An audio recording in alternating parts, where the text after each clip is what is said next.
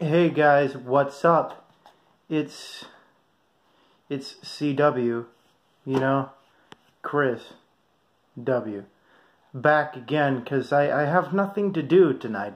It's the same night, December 14th, 2018, at actually around midnight.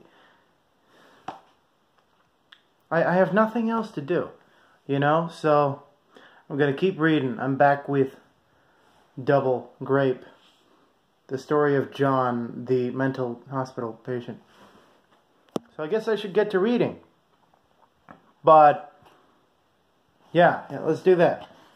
So, you know, I thought, ooh, why don't I do a comic book? And I was like, yeah, I know it's unrealistic. Why don't I just do some art about, you know, the concept of my characters? So what happened was I ended up doing illustrations for each of the chapters. Kind of a balance between just a drawing to go along with a book, you know, and a comic book that is pretty much a book full of drawings. I couldn't do one of those. I've read plenty and they're so intricate. Well, I haven't read plenty, but they're very intricate. Anyway, I have illustrations, you know, and this is Jasmine, you know, the chapter 2 illustration. She's the nurse from chapter 1, but somehow I just messed up on where to put where to put the images in the document. But yeah, I don't know. I guess I just put wherever it goes. You know, I try to go chronological. Well, anyway, here we go, chapter 2 of Double Grape. And drink it now with this illustration. Well, anyway, yeah. In the spacious room stands before him John's neighbor. This person is covered in neatly groomed jet black fur, twitching a black nose and fuzzy ears and tail, averting their worrisome eyes from the excitement and embarrassment and back to it in awe. Oh, that makes sense. Well, hello there, the demon says to the furry person. Sorry you had to walk in here and get all worried. He looks down. His neighbor is another variety of person introduced during the Russian colonization of Mars. The scientific name given to this variety is Canis hominum, due to the desired appearances by strange Northern European scientists with successful intent to fulfill their fantasies. The Russians didn't appreciate these endeavors, but somehow had enough resources to endow European involvement to Icelanders. Besides the optional French or Portuguese groups of science teams, which apparently had not been capable or large enough for the requirements by Russian standards at the time. This time was when major North American, Russian, and Chinese agencies executed plans in colonizing neighboring space to Earth. Russia staked their claims on Mars in the incredible wish to win the race again. And the U.S., going through an amazing administrative growth, was satisfied with settling their colony on the moon. China, however, was agreed to build a massive station orbiting Earth to regulate construction and upkeep of new, more powerful satellite technology, as well as keep a closer eye on the U.S. Russia was keeping beautifully safe-looking contact with the other leading countries, the leading science administrators of which relished in the idea of introducing new varieties of people. Russia first began theoretical work on Homo daemonium, hoping to create a creature so intense and durable that they could be trained for the war. But as soon as their horns started growing and their faces looked more and more human, colonists refused to release any information about the country's previous plans. Since this had all been going on in the early 2040s, widespread precaution had to be taken with those who were appalled by the sort of alien which had been accepted into these post-war administrations' publics. Russians were considerably lenient in comparison to the mass hysteria in Chinese communities, but America had the opportunity to create a brand new enemy, victim, lover, friend, competitor, and all that out of these poor beings. The only reason why nobody would ever consider rashly defying the existence of Homo daemonium and Canis hominum was thanks to the growing administrative power and generosity in terms of public service, and lack thereof in people's rights. Of some course, the creatures from Mars received the same rights as anyone would in the American respect, and the linking of characteristics between the three countries, which then led the world, was totally influential on the side of the common American brand of acceptance, understanding, and love. A different type of love was on the mind of the creatures in the spacious room adjacent the other, through way of a bathroom. Both doors of which were open. "You have your lights on?" the dog asked the demon. "Well, yeah," he twitched. "I'm a little, what's the word?" The Canid stared down at the excitement. "I'm not here to tell you what's little," they retorted. "I'm just thinking." "What is it?" The demon visibly perked at the notion of his neighbor's secrecy. They had been seen by each other in the cafeteria atop the modular building in the mornings all throughout the past week. Only now had the dog's suspicions of the demon's stature become known to him, even for a small retort. "Tell me, what do you think?" John dressed himself very uncomfortably, as the Canid stared out of the window and into the reflection of his neighbor's dark, smooth eyes. They were totally black, unrecognizable, and hard to define in the reflection, and eventually they turned back to him. "Hello?" "Oh, yes." The dog's tail had been wagging at the thought of what had ensued right then. "Now the question is for him." "Hello, my name is Timothy." He crosses his arms in a small way. "Well, Timothy, it's nice to finally hear your voice clearly." The demon extends his clawed hand. "I'm John, with an H by the N." They shake and make the lonely faces unique to each inmate. He turns back to his bed and crouches upon the chair between it and the window. "You should realize I'm really sorry about this whole situation I got myself going on here." "Oh, it's okay." Timothy strides toward the window, stares at him intently through the reflection, this time while he is paying attention, and then travels back to the bathroom. "Good night," he almost happily blurts as he pushes the metal switch by the door to the hall, darkening the room, and still visible in the window's reflection as he makes his way through the bathroom and back to his space. He only closes his bathroom door and then goes over to his bed and sits in his chair by the window in his room. His night is eventually on the same track as was the demon's, but he has the all-around decency at least to attempt slumber.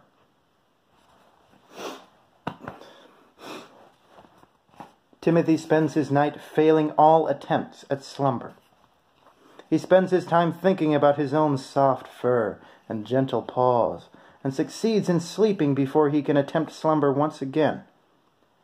He wakes from the floor of his spacious room, having knocked over the chair and not gotten up to straighten out the mess of anything before bed. His fur is now messy and disheveled in many places, and runs to the door to the bathroom, suddenly remembering how shared it is, and the noise of water running from behind the door leads him back to his place in bed, since he is too tired to pick up the chair, let alone even sit. His time in the prison has been so imprinted upon his psyche to prevent excessive psychological freedom, and he is extremely elusive in terms of greetings and meetings, being so fleeting a creature. The Mick has turned him gentle and soft, considering his reasons for being there. Timothy Zerona was brought at the age of 17 to the Mick by his parents in 2101, because of his obsessive tendencies and violent acts toward random people within his reach. As soon as he entered his new sheltered life in the prison as a permanent resident without mom and dad at his side, he left his sanity behind him and grew it anew, as he does almost every small bit of loose fur. Unlike the awkwardly encountered demon from the night before, the one whom he still lives next to and can hear singing in the shower. He is not horned and smoke-eyed. His genetic background were 2 test results of the Northern European successful experiments on Mars alongside the Russians. His family were 2 lovely Flagstaff natives on their way to raise a child without wanting to wait, who happened to be in a specific foster home during a troublesome time. The effects of the Russian colonists' endeavors will never be fixed, but may be helped just a little with the proper attention to public opinion in all circles, and maybe even of those in the facility. They couldn't just round up these creatures and kill them mercifully after the amount of mercy which was discarded by the triad of governments after conquering Africa's lost administration and establishing yet more Russian testing facilities in the wake of the Dark Continent's fate at the time. Massive towers full of personnel and equipment had to be commissioned after the dust settled, so that it would not rise again. The northern ideals were not intent on letting Africa become the silly cesspool that it was leaning toward. They let the first martyrs signal the call to arms. Africa was a long way from the edge of Phoenix. The complex walls gleamed on the outside, and the skylights on the roof were being polished very carefully by maintenance contractors. Their blob-like shadows fall into the floors of courtyards, atop the covers of market streets, and even along the polished glass and metal of the office buildings. Timothy walks casually along a street between 2 markets. He's seen them before, the red tarp above the market on the left, and the blue tarp above the one on the right. The street leads from the bottom of the hoodoo tower of the residential block, the main tower in a mission-like center of modular buildings. The markets share many suppliers and don't really care who buys from where, long as their suppliers are paid consequentially. After all, a lot of the workers are growers and have virtually no ties to money. It is a wonder that money is useful to anyone in this place. Timothy has nothing to buy from the market aside from the general appeal disguised in the vacuity of hustle and bustle.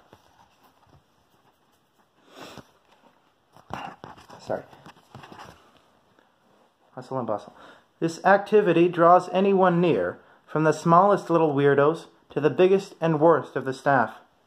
The latter find much more use for money than the former, though the excitement is always present. Timothy thinks about the excitement from the last night. It's none of his business, but he just had to sit and think about things likewise, right on the intersection, in a bench amid the growers, sellers, movers, shakers, and everyone else there. A significant, however small fraction of these people, considering the amount of people which exist in the entirety of the known world, excluding the Moon and Mars, are either Russian test results, their children, or their children's children. The colonists in the 2030s had plenty of resources on their hands and did reveal plans to begin research on genetic contouring and design. There were plenty of people on the colony ships to begin with, therefore plenty of samples of highly evolved multicellular organisms for the scientists to use as subjects. Of course, thousands of subjects and their offspring were lost to faulty DNA. But many, many more were considerably successful, leaving a large portion of them who could just successfully as any human reproduce. But, wait. I read the wrong word. That's not the word there. He can't think about that right now. He had been raised without that in mind. He had been born without any prepackaged social assurance or designs for making a successful human life. He was and is not human. He is canis hominum, canid, and dog.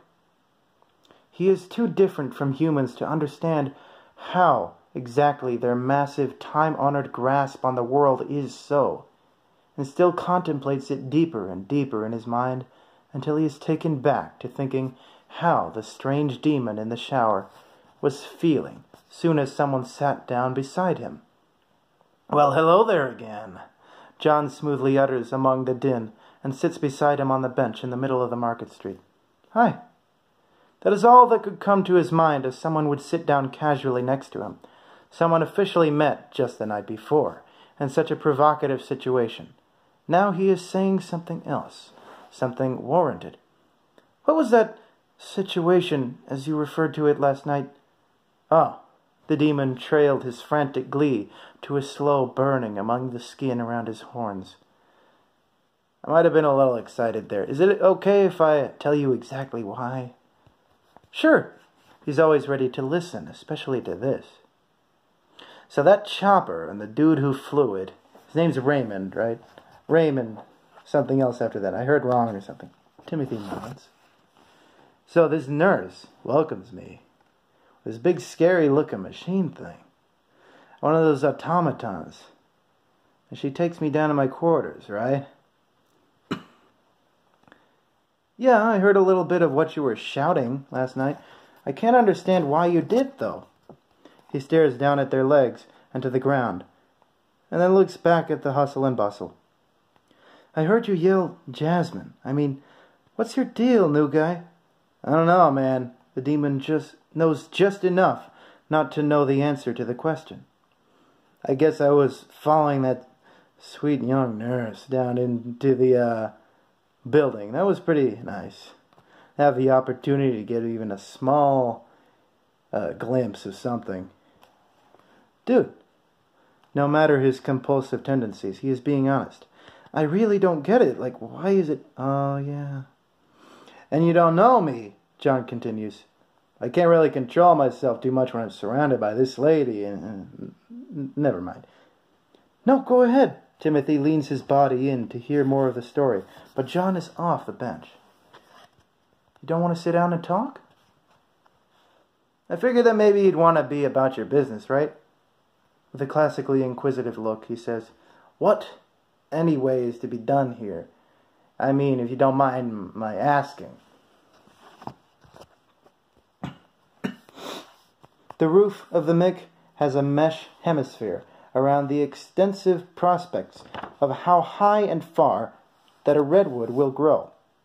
There is plenty of room about the base of the arboretum to allow for such a massive tree, and it sits among some palo verde, mesquite, eucalyptus, and many kinds of cactus around a mesh tunnel walkway through the man-made jungle of native plants. The whole of the institution is comparable to a jungle, full of buzzing, flying life, in the sky, on the ground, and below the cityscape.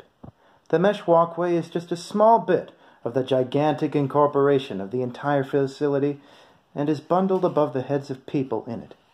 Most of the people about today are human, as they are every day, but there are some canids and demons.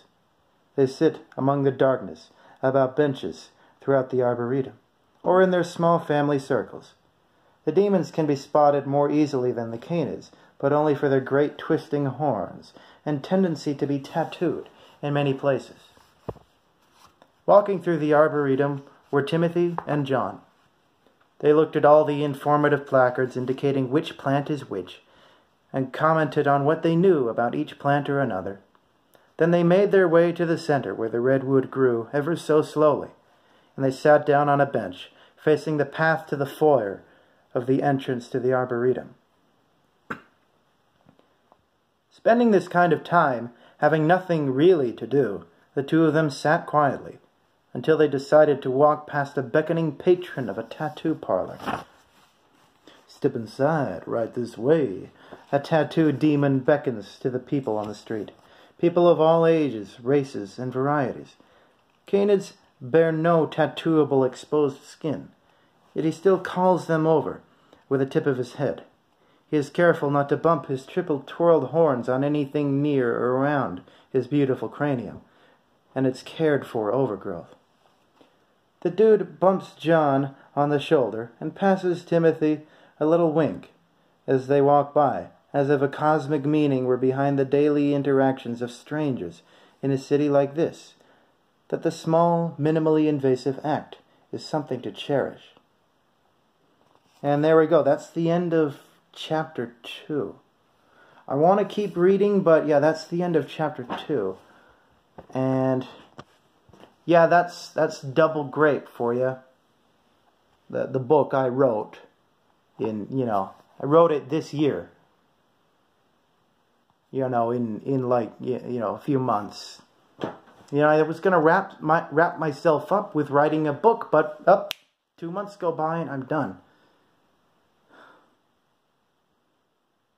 Well, anyway, I hope anyone who watches this will start liking it, because I live to please.